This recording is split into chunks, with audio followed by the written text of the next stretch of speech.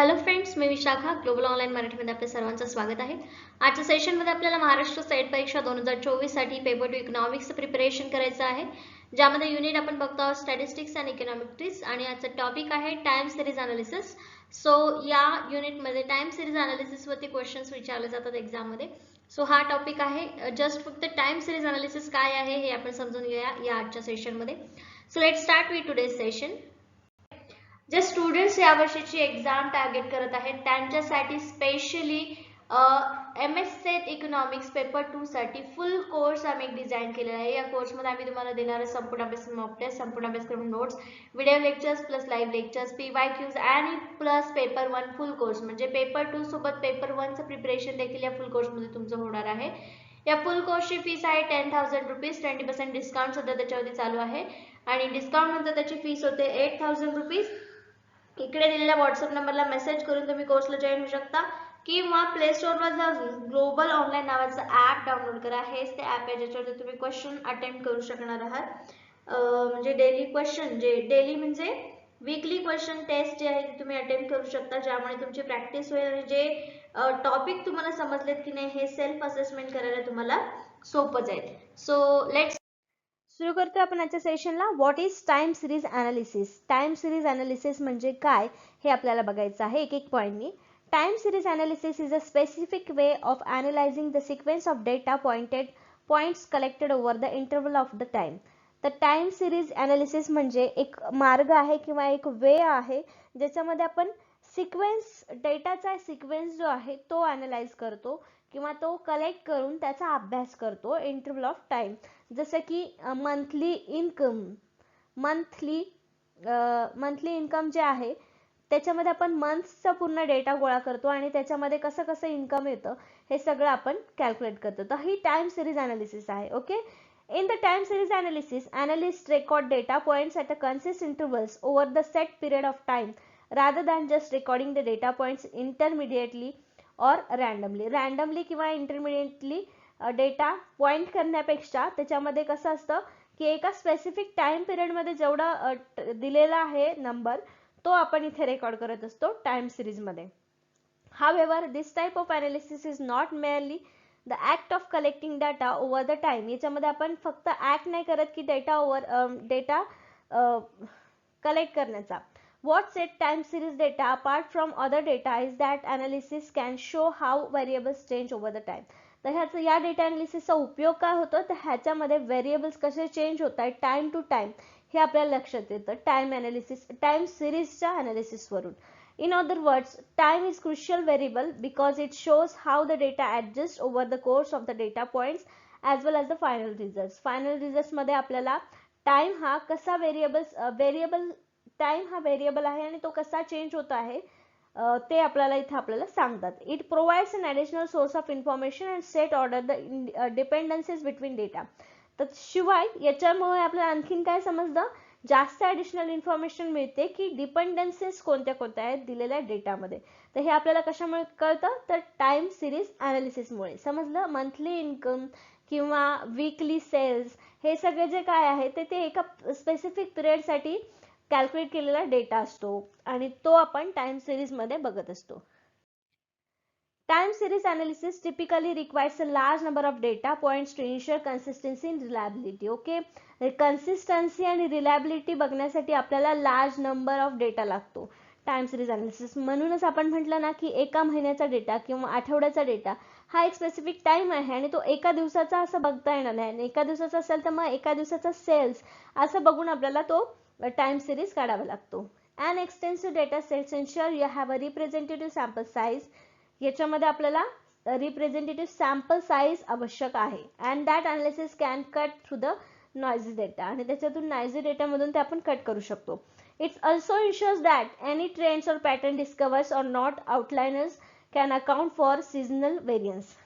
तर याच्यामध्ये आणखीन आपल्याला काय समजतं, ट्रेंड्स कसा आहे किंवा पॅटर्न कसा आहे एखाद्या विशिष्ट गोष्टीचा किंवा एखादी गोष्ट आपण जे स्टडी करणार आहोत त्याचा ट्रेंड कसा आहे हे आपल्याला सांगता येतं टाइम सिरीज अनालिसिस वरून. Additionally time series data can be use for forecasting and predicting future data based on historical data. जो काही हिस्टॉरिकल डेटा आपल्याकडे अवेलेबल आहे त्याच्यावरून आपण फ्युचर मध्ये काय होणार आहे, कुठला ट्रेंड येणार आहे, हे सगळं आपण इन्फॉर्मेशन देऊ शकतो. आणि हे पॉसिबल कशामुळे आहे, टाइम सिरीज अनालिसिसमुळे. ओके, टाइम सिरीज डेटामुळे. Why organisation use time series data analysis. आता हे जे टाइम सिरीज डेटा अनालिसिस आहे ते यूज कोण करतं, तर वेगवेगळे ऑर्गनायझेशन्स, कंपनी किंवा मार्केटिंग कंपनी ज्या आहेत त्या हा सिरीज डेटा अनालिसिस करत असतात. का ते आता आपण एका बघूया. Time series analysis help organisation understand underline causes of trends और systematic patterns over the time. जो काय पॅटर्न आहे त्या टाइम मधला तो किंवा ट्रेंड समजून घेण्यासाठी हे आपल्याला मदत करतं time series analysis. Using data visualisations, business users can see seasonal trends and dig deeper into why this trends occur. म्हणजे हे ट्रेंड का आलेले आहेत याचा सुद्धा आपल्याला अभ्यास टाइम सिरीज अनालिसिस वरून समजतो. With modern analytic platforms, these visualization can go far beyond the line graphs. Line graphsच्या पण वरती हे analytics आपल्याला help करतात. When organization analyze data over the consistent intervals, they can also use time series forecasting to predict the likelihood of future events. Time series forecasting is a part of predictive analytics. Okay, तर का हे म्हणजे time series चा आपल्याला time series data अनालिसिसचं महत्व तर समजलं. मग या महत्वावरूनच हे ऑर्गनायझेशन वापरत असतात.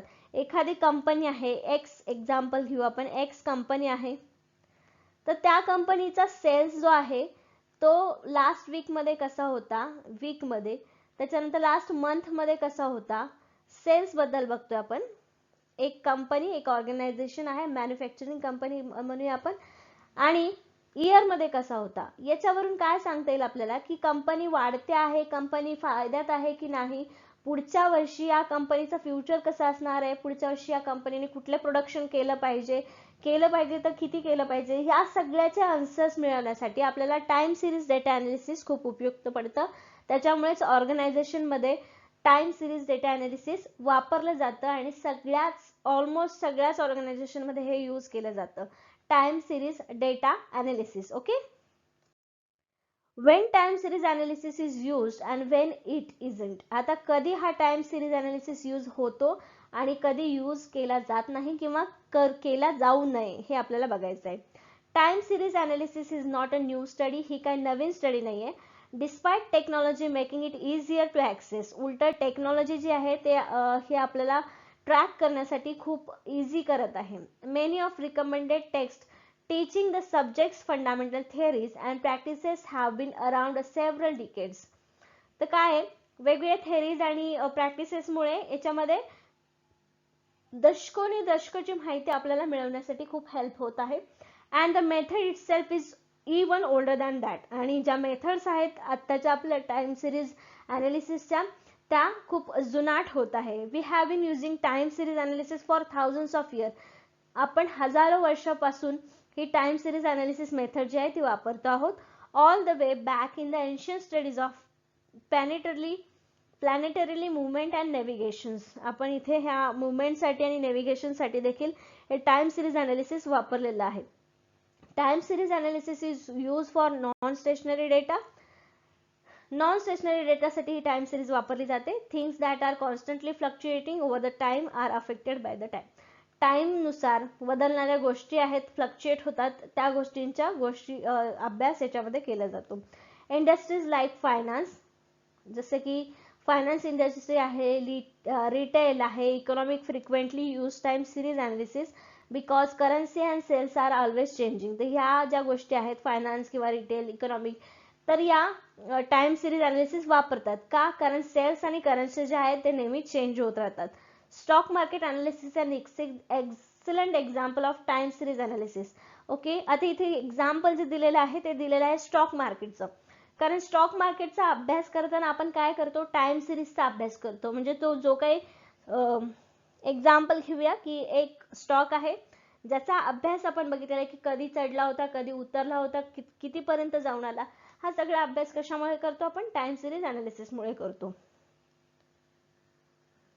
In action specially with the automated trending algorithms. याच्यामध्ये टेक्नॉलॉजीमुळे काय आलेलं आहे, ऑटोमेटेड ट्रेंडिंग अल्गोरिदम्स आलेले आहेत. Likewise the time series analysis is ideal for forecasting weather changes. याशिवाय स्टॉकचं तर उदाहरण बघितलं. आता अजून कशामध्ये आपल्याला हेल्प होते टाइम सिरीज अनालिसिसची, तर फॉरकास्टिंग वेदर चेंजेस, जे आपले वातावरणातील बदल होत असतात त्यासाठी सुद्धा हे टाइम अनालिसिस आपल्याला उपयोगात येतं. Helping meteorologist predict everything from tomorrow's weather report to future years of the climate change. Climate change कसा होणार आहे ह्याच्यासाठी पुढील इयर्समध्ये, येणाऱ्या वर्षामध्ये देखील त्याचा कसा बदल होणार आहे, कसा फायदा होणार आहे, कसा त्याच्यावरती चेंज होणार आहे, हे सुद्धा आपल्याला टाइम सिरीजने समजतं. Examples of time series analysis in actions includes. अजून काय इन्क्लूड होतं एक्झाम्पल्स टाइम सिरीजमध्ये? वेदर डेटा, रेनफॉल मेजरमेंट म्हणजे पावसाचं measurement, weather data, temperature reading, temperature बघतो, heart rate monitoring, brain monitoring, quarterly sales, stock price, automated stock trading, industry forecast, internet rates, या सगळ्यांमध्ये देखील आपण टाइम सिरीज अनालिसिस करू शकतो आणि त्याच्यावरून ट्रेंड्स किंवा फ्युचर प्रिडिक्शन करू शकतो. ओके, कशावरून? Time series analysis. ओके, आजच्या टॉपिकचं नाव हे आहे. Classification and consideration. आता कसं क्लासिफिकेशन करतो किंवा कन्सिडरेशन कुठले कुठले करतो टाइम सिरीज अनालिसिस मध्ये? While time series data is data collected over the time, हा टाइम मध्ये गोळा केलेला डेटा असतो. There are different types of data that describe how and when data type was recorded. For example, आता example दिलेले की कधी हा म्हणजे हा भरपूर प्रकारचे टाइप्स असतात त्या डेटामध्ये सुद्धा, जे कधी गोळा केले जातात किंवा कधी रेकॉर्ड केले जातात. एक्झाम्पल दिलेलं आहे की time series data is data that is recorded over the consistent interval of the time. एका स्पेसिफिक टाइम पिरियडमध्ये हा रेकॉर्ड केला जातो. Cross sectional data consist of several variables recorded at same time. तर इथे सेम टाइम वरती वेगवेगळे variables असणारा डेटा सुद्धा गोळा केला जाऊ शकतो आणि तो सुद्धा आपल्याला टाइम सिरीज अनालिसिससाठी उपयोगात येतो. Pool data is combination of both time series data and cross sectional data. आता पूल डेटा जो आहे, पूल डेटा, तर तो कॉम्बिनेशन असतो कशाचा? Time series plus cross sectional, अशा दोन्ही प्रकारचा डेटाचं कॉम्बिनेशन असतं. तर अशा प्रकारे क्लासिफिकेशन त्याचं करू शकतो. Further, time series data can be classified into 2 main categories. त्याच्यानंतर टाइम सिरीज डेटा जो आहे तो मेन 2 कॅटेगरीमध्ये विभागला जाऊ शकतो. पहिला आहे स्टॉक टाइम सिरीज डेटा आणि दुसरा आहे flow time series data. means ensuring attributes a certain point in the time, like static snapshot of the information as it was. Okay, full stock time series data कसा असेल तो certain point मध्ये, म्हणजे certain एका point पासून ते दुसऱ्या point पर्यंत टाइम मध्ये जो बदल झालेला आहे किंवा चेंजेस होत आहेत तो मॅनेज करतो स्टॉक टाइम सिरीज मध्ये. आणि फ्लो टाइम सिरीज डेटामध्ये काय असेल? Measuring the activity of the attributes over the certain period which is generally part of the total whole and makes up and portion of the result. मग flow time series डेटामध्ये हा data असेल की तो कसा चेंज झालेला आहे, वाढलेला आहे की कमी झालेला आहे, हे सगळं आपल्याला फ्लो टाइम सिरीज डेटामध्ये मिळेल. तर ह्या 2 कॅटेगरीमध्ये हा डेटा आहे तो क्लासिफाय केला जाऊ शकतो. नेक्स्ट आहे in time series data. Variations can occur sporadically throughout the data. Functional analysis, trend analysis and seasonal variations. तर याच्यामध्ये हे 3 पॉइंट्स आहे, त्याच्यावरून सुद्धा टाइम सिरीज अनालिसिस वरून हे आपल्याला मिळणार आहे. तर functional analysis can pick out the patterns and relationship within the data, identify notable events. जो काही आपल्याकडे डेटा अवेलेबल आहे त्याच्यामधून आपण पॅटर्न्स कसे कसे झालेले आहेत किंवा रिलेशनशिप कसे राहिलेले आहेत त्या डेटामध्ये ते आपल्याला सांगता येईल टाइम सिरीज डेटावरून. त्याच्यानंतर ट्रेंड्स सुद्धा आपल्याला त्या काळामध्ये, ठराविक काळामध्ये, ज्या काळामधला आपण डेटा घेतलेला आहे त्या काळातला ट्रेंड सुद्धा आपण अनालिसिस करू शकतो. There are 2 types of trends. एक deterministic where we can find underlying cause and stochastic which is random and unexplainable. या प्रकारचे ट्रेंड्स आपण तिथे सांगू शकतो.